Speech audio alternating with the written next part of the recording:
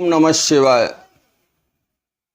मित्रों, मैं आचार्य चंद्र प्रकाश मानव कल्याण साधन यूट्यूब चैनल में अपने सभी विज्ञ दर्शकों का हार्दिक स्वागत करता हूं। बंधुओं, हमारी आज की चर्चा का विषय है हनुमान जयंती व हनुमान जन्मोत्सव में क्या अंतर है। ये वीडियो मैं इसलिए बना रहा हूं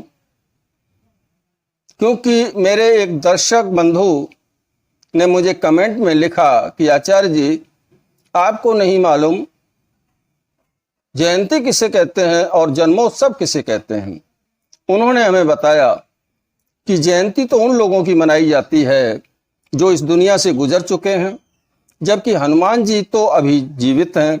इसलिए आपको जयंती न कहकर जन्मोत्सव कहना चाहिए था। आप कुछ तो शर्म करो। मैं अपने उस दर्शक बंधु का नाम नहीं लूंगा, उसकी प्रतिष्ठा को ध्यान में रखते हुए मैं ऐसा कर रहा हूं। उन्होंने आगे ये कहा,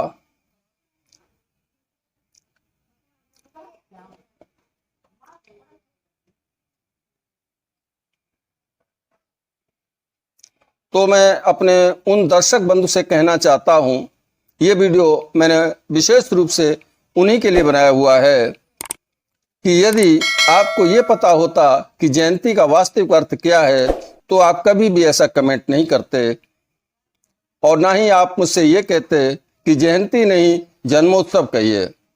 मैं आपको बताता हूं। पहले तो मेरा आपसे ये प्रश्न है कि जयंती शब्द किस भाषा का है। आप मुझे पहले ये बता दें। चलिए मैं आपको बताता हूं कि जयंती शब्द संस्कृत भाषा का शब्द है, जिसके शब्दकोश में ये अर्थ दिए गए हैं। पहला अर्थ दिया गया है वह स्त्री जिसने विजय प्राप्त कर ली हो। दूसरा अर्थ दुर्गा पार्वती से संबंधित है। तीसरा अर्थ हुआ ध्वजा और पताका। चौथा अर्थ हुआ वह बड़ा पेड़ जिसे जयंत या जयंता कहते हैं। अगला अर्थ है इसका ज्योतिष का एक योग। सातवां अर्थ है किसी महापुरुष की जन्म तिथि पर मनाए जाने वाला उत्सव, विजय प्राप्त करने वाली विजयनी। ये इसके अर्थ शब्दकोश में बताए गए हैं। तो शब्दकोश से बड़ा और कोई प्रमाण नहीं हो सकता। तो मैं आपको बता दूं, आपका ध्यान आकर्षित करता हूं, इस साथ में किसी महापुरुष की जन्म तिथि पर मनाया जाने वाला उत्सव, यह जयंती का अर्थ है, नथिंग एल्स। इसके अलावा उसमें कुछ नहीं लिखा है। तो आपको इस अर्थ पर ध्यान देना चाहिए कि किसी महापुरुष की जन्म तिथि पर मनाया जाने वाला उत्सव, और जन्मोत्सव का मतलब है किसी की जन्म तिथि पर मनाया जाने वाला उत्सव। दोनों का शब्द अर्थ एक ही है। दोनों में क्या अंतर है? आपके ऊपर माया का पूरा प्रभाव हनुमान जी की कृपा से पड़ चुका है। जय हनुमान ज्ञान गुण सागर। आपने भक्ति में तो नहीं गोता लगाया, बल्कि दिमाग की खुजली मिटाना शुरू कर दी। इतना समय आपने कमेंट करने में, सोचने में लगाया होगा, उतने समय में तो हनुमान चालीसा का एक पाठ कर लेते तो वो आपकी भक्ति में गिना जाता। जब उस समय को आपने तो व्यर्थ में गंवा दिया है। अब यह समय आपके जीवन में दोबारा कभी लौट कर नहीं आएगा। जबकि जन्मोत्सव और जयंती दोनों ही पर्यायवाची शब्द हैं। हनुमान जी को इससे कोई मतलब नहीं है कि आप जन्मोत्सव कहते हो या हनुमान जयंती। आपको एक कहानी सुनाता हूं, अच्छे से समझ में आ जाएगी। एक सन्यासी महात्मा अपने दो शिष्यों को लेकर अपने एक शिष्य राजा के दरबार में पहुंचे। राजा ने उनका आदर सत्कार किया। राजा का एक आम का बगीचा था। राजा ने गुरुजी से कहा, गुरुदेव चलिए आज बाग में चलेंगे, मीठे मीठे आम खाएंगे। गुरुदेव ने कहा, बच्चा मैं तो अभी भजन करूंगा, आप इन मेरे दोनों शिष्यों को ले जाओ और जाकर के बाग दिखा लाओ, उन्हें आम खिला लाओ। राजा दोनों शिष्यों को साथ में लेकर बाग में गए। दूर से ही पके आमों की खुशबू आ रही थी। पके आम बड़े आकर्षक लग रहे थे। एक शिष्य के मुंह में पानी भर आया। वो आम खाने को उतावला हो गया। एक शिष्य ने कहा, महाराज आपकी आज्ञा हो तो मैं थोड़े से आम खा लूं। राजा ने कहा, हाँ हाँ, मैं आप लोगों को लिवा के इसलिए लाया हूं। तो एक शिष्य जो था वो आम खाने में लग गया।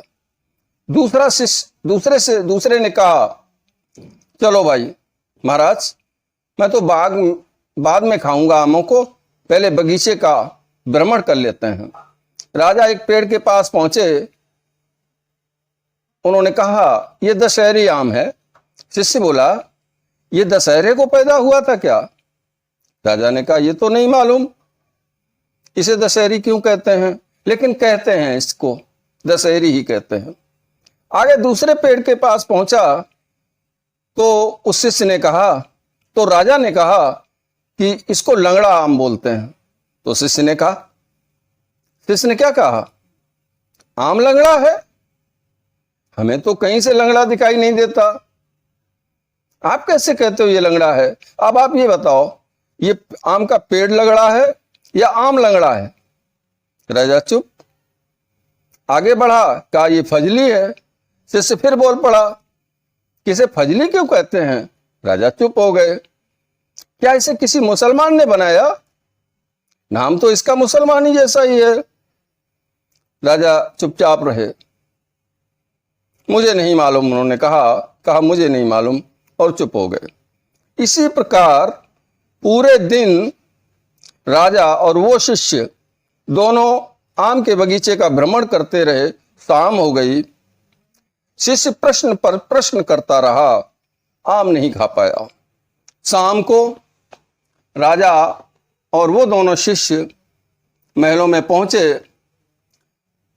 जब गुरुजी के पास गए तो गुरुजी ने पूछा, तो एक शिष्य बोला, गुरुदेव मैंने तो खूब छक्कर आम खाए, आराम भी किया, खूब सोया भी और फिर आम खाए,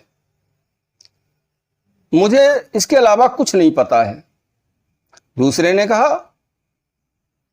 दूसरे से जब पूछा गया तो उसने क्या बताया, तो सुनो कि इतने पेड़ थे, इतनी किस्म के आम थे, आम के पेड़ थे, इतने क्षेत्रफल में बगीचा लगा हुआ था, इतने पेड़ों की संख्या थी, बड़े सुंदर आम लग रहे थे।